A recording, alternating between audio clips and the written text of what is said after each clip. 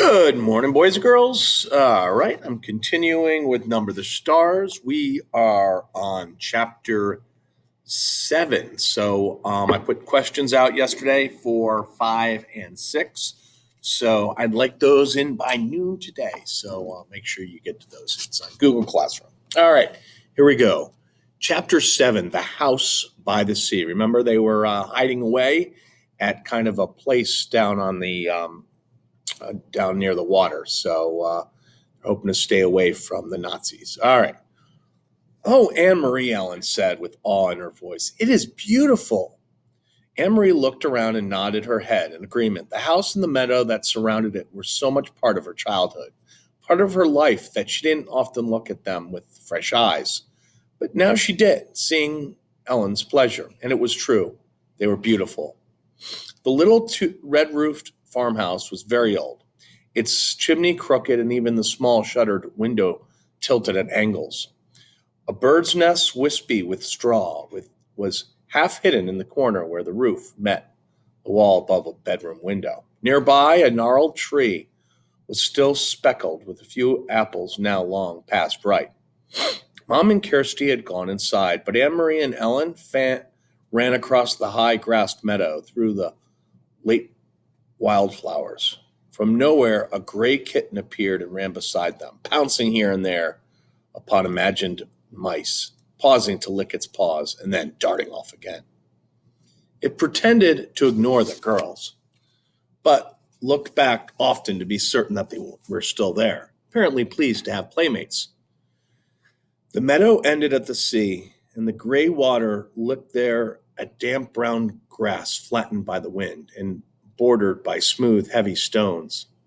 I have never been this close to the sea, Ellen said. Of course you have. You've been at the harbor in Copenhagen a million times. Ellen laughed. I mean the real sea, the way it is here, open like this, a whole world of water. Anne Marie shook her head in amazement. To live in Denmark, a country surrounded by water, and never to have stood at its edge. Your parents are really city people, aren't they? Ellen nodded. My mother is afraid of the ocean, she said, laughing. She says it's too big for her and too cold. The girls sat on a rock and took off their shoes and socks. They tiptoed across the damp stones and let the water touch their feet. It was cold. They giggled and stepped back. Emery leaned down and picked up a brown leaf that had floated back and forth with the movement of the water. Look, she said. This leaf may have come from a tree in Sweden. It could have blown from a tree into the sea and floated all the way across. See over there, she said, pointing. See the land way across there? That's Sweden. Ellen cupped one hand over her eyes and looked across the water. At the misty shoreline, that was another country. It's not so very far, she said. Maybe, Emery suggested. Standing over there are two girls just our age looking across and saying, That's Denmark. They squinted into the hazy distance as if they might see Swedish children standing there and looking back, but it was way too far. They saw only the hazy strip of land and two small boats bobbing up and down in the gray ruffles of separating water. Wonder if one of those is your Uncle Henrique's boat, Ellen said. Maybe, I can't tell. They're too far away. Uncle Henrique's boat is named Ingborg, she told Ellen, for Mama. Ellen looked around. Does he keep it right here? Does he tie it up so it won't float away? Emery laughed. Oh, no. In town at the harbor, there's a big dock, and all the fishing boats go and come from there. That's where they unload their fish. You should smell it. At night, they are all there, anchored in the harbor. Anne-Marie, Ellen, Mama's voice came across the meadow. The girls looked around and saw her waving to them. They turned, picked up their shoes, and began walking towards the house. The kitten, who had settled comfortably on the stony shore, rose immediately and followed them. I took Ellen down to show her the sea, Anne-Marie explained when they reached the place where Mama waited. She'd never been that close before. We started to wade, but it was too cold. I wish we had come in the summer so we could swim. It's cold even then, Mama said. She looked around. You didn't see anyone, did you? You didn't talk to anyone? Anne-Marie shook her head. Just the kitten. Ellen had picked it up, and it lay purring in her arms as she stroked its small head and talked to it softly. I meant to warn you, you must stay away from people while we are here. But there's no one around, Anne-Marie reminded her. Even so, if you see anyone at all, even someone you know, one of Henrique's friends, it is better you come in the house. It is too difficult, maybe even dangerous, to explain who Ellen is. Ellen looked up and bit her lip. There aren't soldiers here, too, she asked. Mama sighed. I'm afraid there are soldiers everywhere, and especially now. This is a bad time.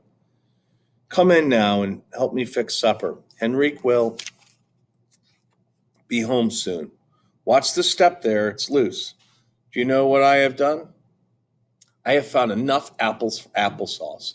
Even though there is no sugar, the apples are sweet. Henrique will bring home some fish, and there is wood for the fire, so tonight we will be warm and well fed. It is not a bad time, then, Anne-Marie told her. Not if there's applesauce. Ellen kissed the kitten's head and let it leap from her arms to the ground. It darted away and disappeared into the tall grass. They followed Mama into the house. That night, the girls dressed for bed in the small upstairs bedroom they were sharing, the same bedroom that had been Mama's when she was a little girl. Across the hall, Kirsty was already asleep in the wide bed that had once belonged to Anne-Marie's grandparents. Ellen touched her neck after she had put on Anne-Marie's flower-sprigged nightgown, which Mama had packed. Where's my necklace? She asked. What did you do with it? I hid it in a safe spot, Anne-Marie told her. A very secret place where no one would ever find it. And I will keep it there for you until it is safe for you to wear it again. Ellen nodded. Papa gave it to me when I was very small, she explained. She sat down on the edge of the old bed and ran her fingers along the handmade quilt that covered it. The flowers and birds, faded now, had been stitched onto the quilt by Anne-Marie's great-grandmother many, many years before. I wish I knew where my parents are, Ellen said in a small voice as she outlined one of the birds with her finger. Anne-Marie didn't have an answer for her. She parted Ellen's hand and they sat together silently. Through the window, they could see a thin, round slice of moon appearing through the clouds against the pale sky. The Scandinavian night was not very dark yet, though soon, when winter came, the night would not only be dark, but very long. Night skies beginning in the late afternoon and lasting through morning. From downstairs, they could hear Mama's voice and Uncle Henrique's talking, catching up on news. Mama missed her brother when she hadn't seen him for a long time. Anne-Marie knew they were very close. Mama always teased him gently for not marrying. She asked him, laughing, when they were together, whether he had found a good wife yet, one who would keep his house tidy. Henrique teased back and told Mama that she should come to Galilea to live again so that he wouldn't have to do all the chores by himself. For a moment, to Anne-Marie listening, it seemed like all the earlier times, the happy visits to the farm in the past with summer daylight extending beyond bedtime, with the children tucked away in the bedroom and the grown-ups downstairs talking. But there was a difference. In earlier times, she had always overheard laughter. Tonight, there was no laughter at all. All right, that was chapter 7. And then the next chapter will be chapter 8 called There Has Been a Death. So we'll find out about that.